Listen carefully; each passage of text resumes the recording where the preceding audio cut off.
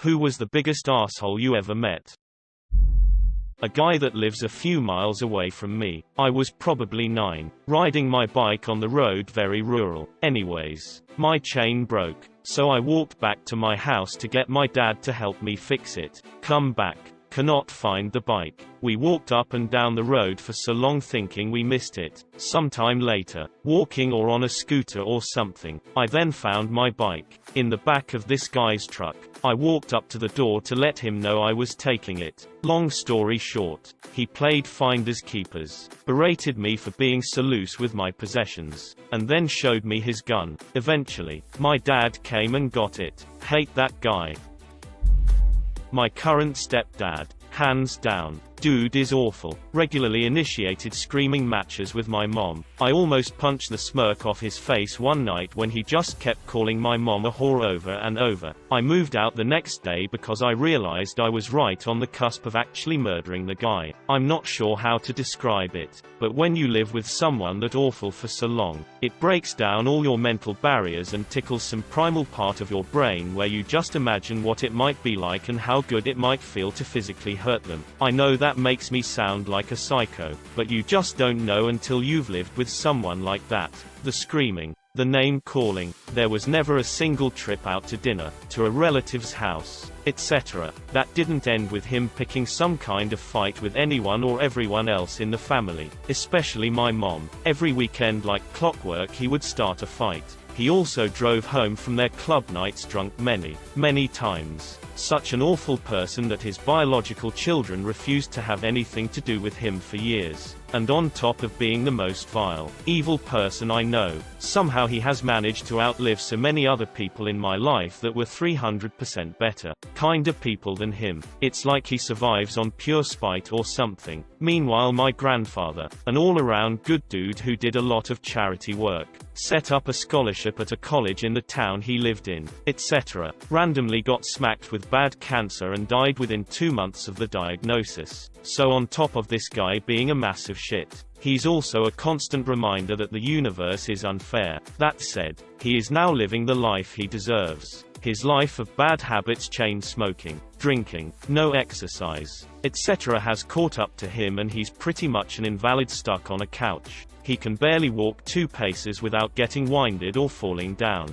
He's incontinent but won't use diapers, so the poor nurses at his PT end up having to clean up after him on the regular. I keep trying to tell my mom to ditch him in hospice, but I think she's not ready to move on from that part of her life. I don't know how I feel about the idea of karmic consequences, but I do know I don't feel bad for the man. You reap the life you sow. And even despite all this, he still manages to pick fights with my mom, his now primary caretaker, on the regular, even during Christmas, after he shat himself. But at least then he was wearing a diaper. Thank God. If you think I'm being cruel, understand that he brought all of this on himself. He constantly bitches and moans that he supported so many people in his life, but now he's all alone except for my mom because nobody will support him now. Yeah, if you're at the end of your life and nobody gives a flying enough to visit you when you fall down and end up in the hospital for the 48,482th time, not even your own biological kids, that's on you, bud. This asshole parks in between 2 handicapped parking with his old ass Mercedes. My younger self was selfish and rude, and a liar. My stepsister, she posts stuff on Facebook just to make people angry and then goes crying that she's a victim and that we should all feel sorry for her. She used me for that drama and got her birth mother in on it, and then turned and did the same thing to her. F you, L. I lived with this old dude for 5 months. He is the worst person I have ever met. Housing is hard to come by in this town and he seemed nice enough when I first met him, but I did have a strange feeling about him. Should have gone with my instincts. He used to blow up if I left a single hair in the sink shower. I tried explaining I am a girl with long hair. Sometimes it falls out and I don't see. He needed to know if I was home every night. But it was fine when he disappeared for a week without saying anything. The only conversations he ever had were about how everyone else were idiots. You know, he never did anything wrong. He once squared me up, although he is a very short guy, so I just kind of looked down at him and laughed. Said to me, "You're just another Australian in this town." The family my friend lived with found out I was living with him, and got me out of the house immediately and let me stay with them until I found new housing, because they had dealt with him before and knew he was just a horrible human. And lastly, he didn't give me my bond back for the house, and threatened to take me to court because, per our verbal agreement, I had to give him 2 months' notice to move out. A prick I used to work with. Skinny short guy with acne and glasses that was the biggest kiss ass I've ever met. Our boss encouraged us to call him by his first name. This prick would call him boss, i.e. "You got it boss," or "I'm a massive bellend boss, hope you still love me boss." Anyways, we both got in at 7 and everyone else started at 8. It was a slow morning, so we were both on our phones playing Hearthstone. At 7:55 our manager came in. I didn't see, but the prick did. I got given a little heat for being in my phone, but it was nothing serious. Prick then proceeds to say, "Sorry boss." I tried to tell him to not go on his phone, but he wouldn't listen. Are you trying to get punched, little prick?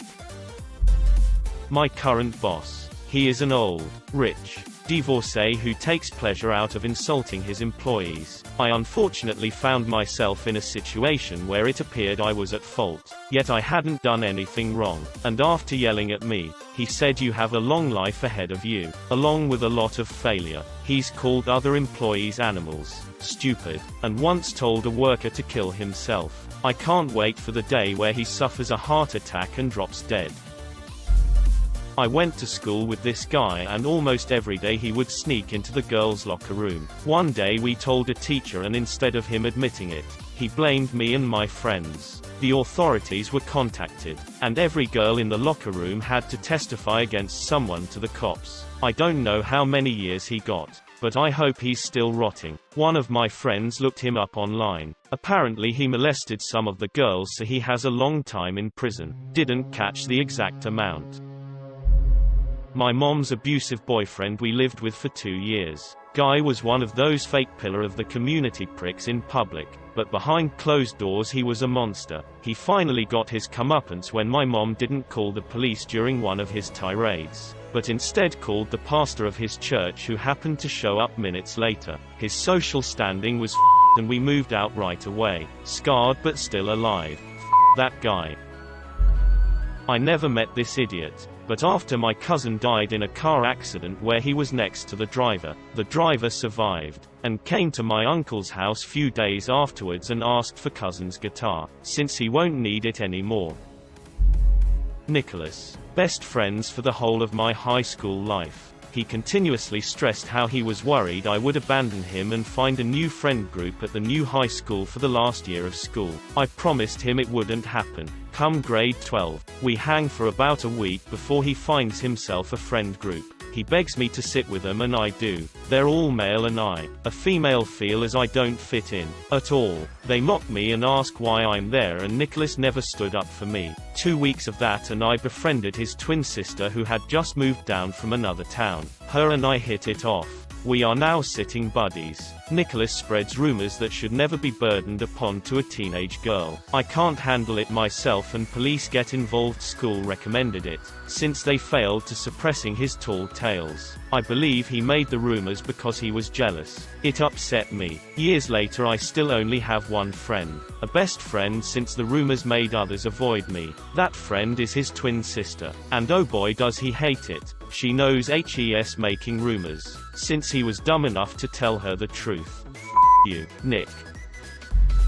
Biggest asshole I ever met that I didn't actually meet, but bear with me, was actually a Canadian in Canada. Years back during her divorce my mother rented a condo. No big deal. Job. Easily affordable etc. Set up through a realtor. So I flew into town to get her moved in. Landlord even called to introduce himself and gave his cell phone for any issues that came up. All seemed fine, except for his request, bordering on demand, that she provide a year's worth of signed rent checks for him to just deposit, not in the contract and technically illegal, which I assume is why he made the request directly via phone, which she refused. Fast forward 2 or 3 months and he claims to not have received a rent check. Weird, but it happens. So she cancels it and then sends a new one overnighted with signature service. Someone then tries to cash both checks. Next month, The mailed check miraculously doesn't arrive again, so she does the same, and again someone tries to deposit both. My mother has been keeping me appraised, so I helped her set up one of those payment services where her account is debited and a check is mailed out automatically. Lo and behold, they don't arrive again according to him. However, this idiot cashed them. Since the payment service knew they'd been cashed, we got not only the cancelled check back with his signature and account info, but they were able to obtain the surveillance footage from the ATM he used, showing not only his face, but his license plates.